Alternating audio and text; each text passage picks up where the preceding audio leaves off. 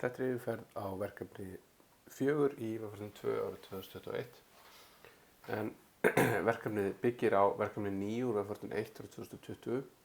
og snýst það að setja upp framenda þar sem að birtar eru upplýsingar jarðskjálfta frá USGS og þau gögn eru sótt í gegnum vefþjónustu en verkefni hér snýst það að setja upp server sem að proxyar þessi gögn og geymir þau í Redis kassi og í ákveðin tíma og skilar kassuðum gögnum og upplýsingum hvort að gögnin séu í kassi eða ekki og hversu langan tíma það tók að sækja þau. Síðan er bætt við hérna að geta sótt mismunandi tíma á jarðskjálftunum og í raun hversu sterkir þeir eru. Nú villust sagt hérna Richter, þetta alltaf verið magnitúdskala en já, kíkjum þá aðeins á hvernig hérna virknin er og byrjum við raun bara á því hérna við erum búin að installa öllu að keyra npm run dev og það er raun tvennt sem er að gerast núna og er raun gefið í grunnverkefnisins og við skoðum hérna í package.json að þegar við keyrum dev að þá erum við að keyra hérna með concurrently, þá erum við að keyra 3 npm skrift, við erum að keyra nodemon skriftið, við erum að keyra browsersync og við erum að keyra rollup watch skriftið. Við erum ekki að nota SAS hér en ef við erum að nota það líka þá myndi það bætast við hérna. En það sem er nodemon skriftin er að gera er bara að keyra nodemon á serverinn sem er þá hérna í source app. Síðan er verið að keyra browsersync sem er browsersync sem að keyra hérna með optioninu proxy á localhost 3001 og það er portið sem við skilgreinum serverinn okkar að keyra á. Þannig við skoðum hérna, þá er port 3001 sjálfgefið. Þannig að hérna ef við myndum breyta því, þá myndum við þurfa að breyta því í sama hér. Og við erum að fylgjast með index.html, public style CSS og public dist bundle.js. Þannig að browsersync er í raun að hot-reloada fyrir okkur ef einhver af þessum hérna skrám virka og er að proxya fyrir okkur serverinn okkar. Þannig við sjáum að við erum hérna á portið 3000 en serverinn okkar er að keyra á 3001. Og þetta er til þess að við getum í raun fengið bæði nodemon til þess að hot-reloada, eða ekki beint hot-reloada, bara reloada serverinnum okkar þegar við gerum breytingar á honum og fáum hot-reloada á hérna styles en fáum síðan bara reloada á síðunni ef við breytum JavaScript-skráni. En JavaScript-skráin er í raun uppfærð búin til bundle úr henni með rollup og það er það sem er keyrt síðan hérna í rollup watch, það sem er bara keyrt rollup, vísað í default config-skrána sem er hérna rollup config með watch parametrunum. Og þetta er í raun eins og þetta var sett upp í verkefni hérna 9 vegferðin 1. Við erum að nota þetta hérna og við erum að nota plugins sem leyfa okkur að nota pakka úr npm og kennum rollup á að nota common.js og erum að nota Babel til þess að transpæla. Skilgreinum hérna er bara allt fyrir það og segjum í raun hérna inputið okkar er ekki source. Fyrir source erum við að segja serverinn,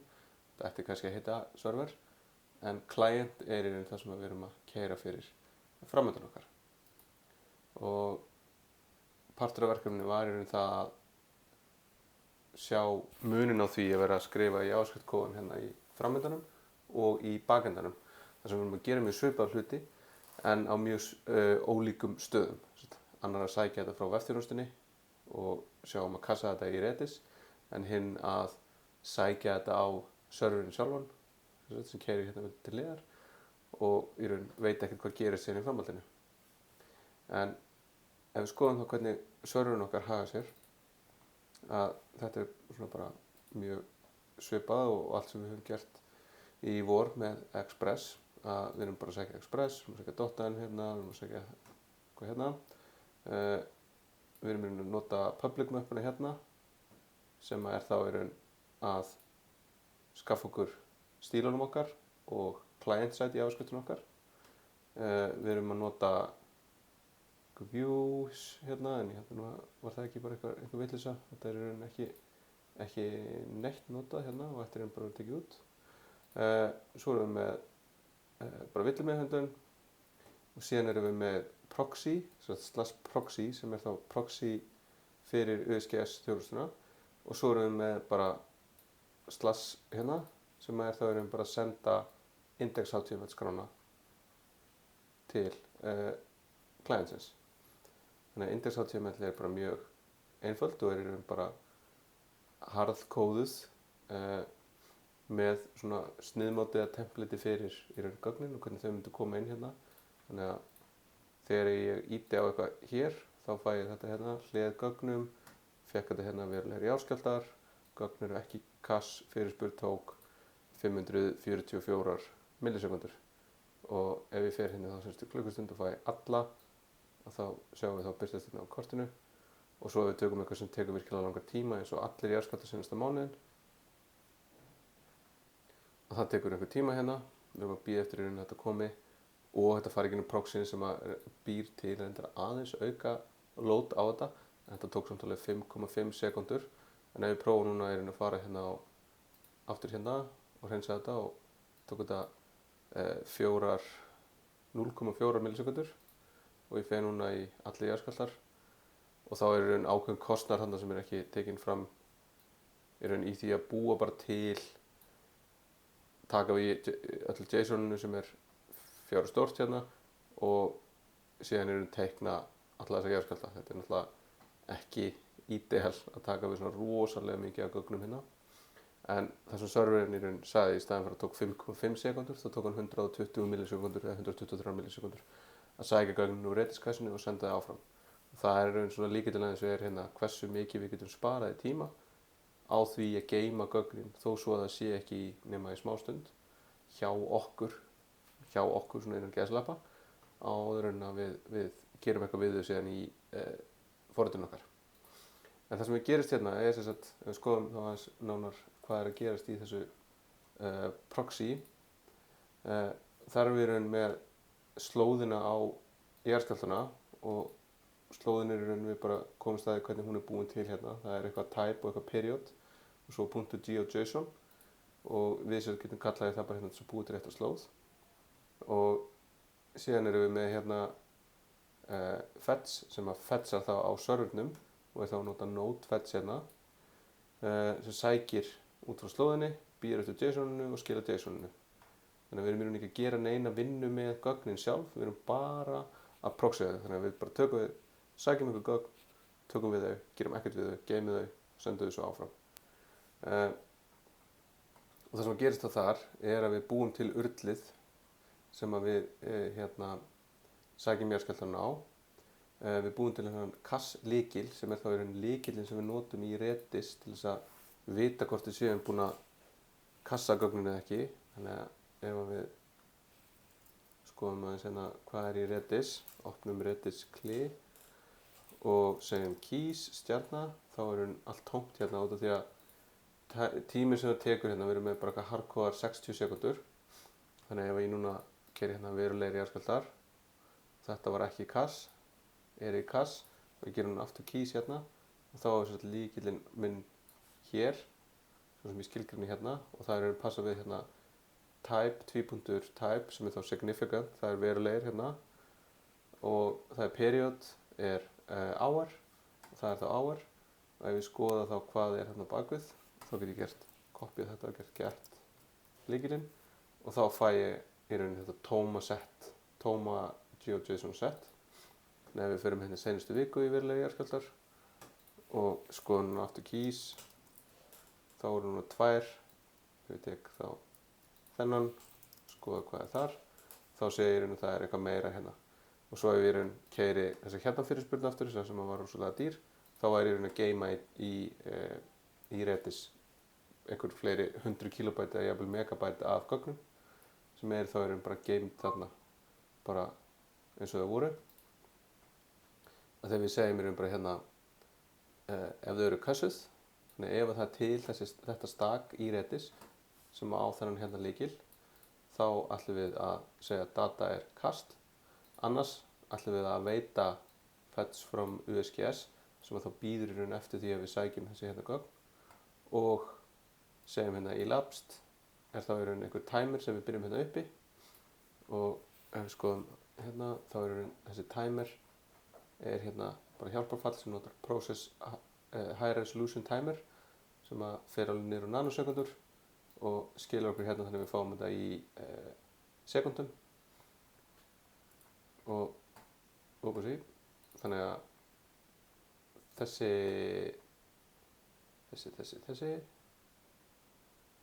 já, ég er í villri skrá þannig að þessi hérna breyta inniheldur timerinn sem við þá erum hvernig við byrjum ef við erum að sækja þetta úr kassinu þá tekur þetta rosalega stuttan tíma annars er raun býður við eftir þessari hérna línu að veitum hér og elapsed breytir okkar mun halda þá utan það þessar hérna tölu sem þá í raun fjöldi sekúndna sem þetta tók og síðan skilum við í raun gögnunum og gögnunum eru þá bara þessu formi sem voru gefin og við bara skilum því hvort að kast sé ekki null eða undefined þannig að það er upprúðunarmerki jafnt og síðan hvers langa tíma það tók og skilum þessum niðurstöðum þegar við erum í raun að sækja úr kassinu þá erum við að nota hérna get og þegar við setjum í kassi þá erum við að nota set og þetta eru föll sem við erum að sækja hérna úr bara kass hér og þetta er í raun hjálparföll sem sjáum það að búa til Redis klientin okkar hérna reyndar þetta er ekki alveg hárrétt þegar við tökum Redis klientin út hérna þá munum við lenda í vandræðum hérna þetta þyrfti að vera í raun hérna inni með síðan let en láta það líka með til hluta og get bara athugar slökkt á kassinu þá skilum við bara null þannig að þá í raun skilum við alltaf því eins og það sé ekki í kassi ef það slökkt á kassinu okkar annars notum við async get hérna sem promisify á client get fallið sem kemur úr Redis fallinu og þegar við setjum eitthvað í kassi þá setjum við hérna kasskey gögnin og hversu lengi á að vera hérna til staðar í kassinu og notum þá async set sem nota kasskeyið gögnin og hérna x skipinu sem segir til við ætlum að segja expire í næsta gildi og við erum að geima þetta sem JSON gögn og passa þetta hérna sem JSON og skilja því þannig að þetta er það sem gerist á sörnum okkar og er algjörlega ótengt útlitinu sem slíku en útlitið sem sagt það er allt hérna í client og hér erum við með þetta ef við lókum þessum tveimur hérna þannig hérna erum við með add event listinir á þetta DOM content loaded sem svona, reyndar gamall og góður event sem við getum notað til að vita þegar vafrinn er búinn að útbúa DOM-ið og er tilbúinn til þess að við getum í raun gert query á DOM-ið þegar notað document query selector og við finnum í raun ef við höldum hérna index.html skjálun okkar sérstaklega og stakkum aðeins hvað við getum séð hérna að við finnum elementið fyrir kortið okkar sem hérna einhvers staðar það er hér þannig að við finnum þetta map og við segjum init á map og init kemur frá þessu hjálparfalli hérna úr libmap og þetta er í raun hjálparfall sem að búa til leaflet kortið fyrir okkur og leaflet pakkin kemur úr node modules og út af því að við erum búin að kenna rollup í rollup configin okkar að lesa common.js pakka úr npm og þá getum við importað þessu hérna og init sem sagt býr til kortið setur það hérna á 0,0 með zoom level 2 sem bara á null island og hérna býr til kortið og bæti síðan við OpenStreetMap tile layerinu og setur það á kortið. Síðan eru hin hjálparföllin í raun að búa til pop-up sem þá í raun þessir, nú reyndar ekki sérstaklega responsive hana í þessu en þá það í raun þessi pop-up sem við fáum hér og svo þegar ég ýta hann hérna þá kallaði clear marker sem fjarlægir alla markerina af kortinu. Þannig við geymum þá hérna í vísun í þá sem eru til og erum í raun að fjarlæga það og núllsetja þetta fylki og bæta það við eftir því sem við erum að búa til hérna pop-upna á kortinu. En það sem er síðan gert er að finna alla þessa linka sem eru á síðunni, þannig að skoðum aðeins aftur hérna hvernig þetta er í hátíðumellinu. Þannig að við erum með þetta nav hérna, við sækjum, horfum bara á þetta hérna í fullum skjá, þannig að við erum að sækja sem sagt, alla linkana sem er þá ul.nav.a, það er ul.nav.a, þannig að við erum að finna alla þessa hérna linka og fyrir hvern og einn þeirra að keyra þetta hérna fall sem segir heading er link.closest list query selector 2, þannig að það sem þetta gerir er þetta er linkurinn hérna, þannig að ef við værum til dæmis búin að værum á þessum hérna gaur þá erum við að segja closest finnur sér næsta list, þannig að það fer í raun bara leitar í öllu hérna DOM-trénu að næsta sem er með klassan list, það fer hérna upp og finnur það hér og query selectorar út frá því H2, þannig að þá fáum við hérna headingin fyrir þennan hérna fyrir þetta lið, þennan link er þá hérna seinustu viku, þannig að við geymum það hérna í heading breytunni, síðan tökum við urlið úr sem við klikkuðum á, sem er þá þetta hér, við tökum search params úr því, þannig að við fáum í raun þennan part af urlinu hérna og fáum aðgengilegan í hlut sem við getum beðið parametrana sjálfa, þá sérlega hérna period og type breyturnar. Við segjum þá search params get period, get type, við erum þá með þetta, búum síðan til titilinn, sem er þá titilinn sem við sjáum á hérna, verulegri jarðskjálftar, komma, seinustu klukkustund og segjum í raun bara að þetta er breytun okkar hérna, text content úr linknum sem er þá þessi hérna, verulegri jarðskjálftar, 4.5 og svo heading text content to local lowercase sem er þá í raun bara svo við fáum ekki stórt S hérna og svo segjum við búið til í raun event listener á linkin sjálfan, þannig að þegar við klikkum á hann þá ætlum við ekki að keyra default hæðuna sem er að follow að fylgja linknum, heldur ætlum við að sleppa því og keyra hérna fetch and render earthquakes með type, period og title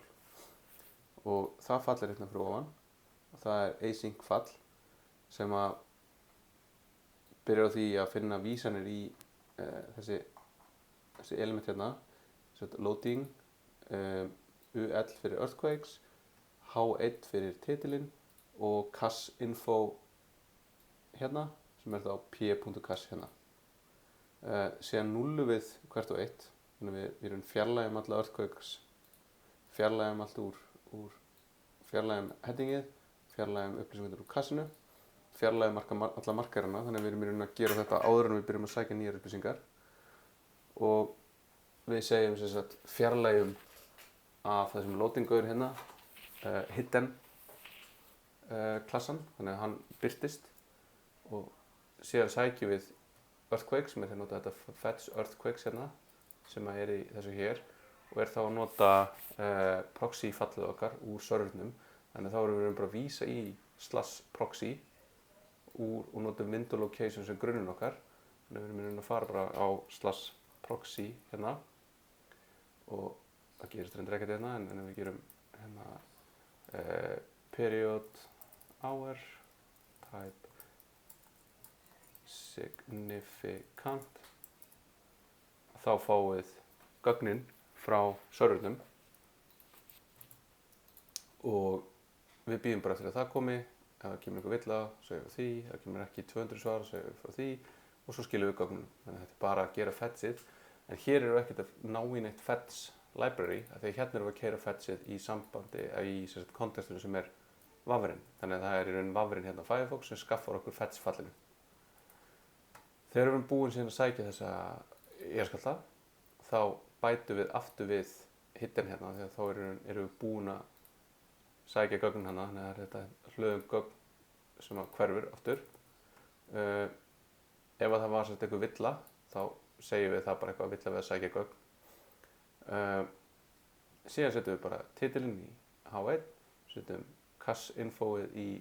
cache infoið og það kemur frá resultinu út af því að eins og við skiluðum þessu hérna þá fáum við þetta data sem eru þá bara gögnin sem við erum að proxya og svo info hérna, info cast elapsed, þannig við segjum bara hérna info cast ekki eða í cast fyrirspurn tók result info elapsed seg. Síðan ítrum við í gegnum hvert einasta feature í gagnasættinu, þannig að við skoðum hérna week, þá er þetta þessi staðlaða GeoJSON format, við förum í gegnum features, við förum í gegnum þetta hérna fylki og förum í gegnum það, tökum titilinn, magnitúdið, tíman og urlið úr quake.properties sem er það hérna properties, tökum þetta og búum til linkin, búum til efnið sem fer inn í urlið listan, búum til pop-up fyrir hérna kortið, setjum klikkhandler á hérna lið, þannig að þegar við klikkum á það þá opnum við hérna pop-upun á kortinu og bætum þessu síðan við í raun hérna inn í lið element sem við setjum síðan á UL listan. Og þetta er sem sagt hérna sjáum við að þegar ég sótti þetta án þess að vera með breyturnar, þá fekk ég villu hérna frá þessu og þegar ég var að sækja þá underscore.geojson sem skilaði í raun vitleysu, skila ekki JSON-i og það er í raun hérna vantaðar að setja try-catch utan þetta til þess að grípa þá villu og skila þá bara null JSON eða eitthvað svoleiðis. En þetta var yfirferð á verkefni 4.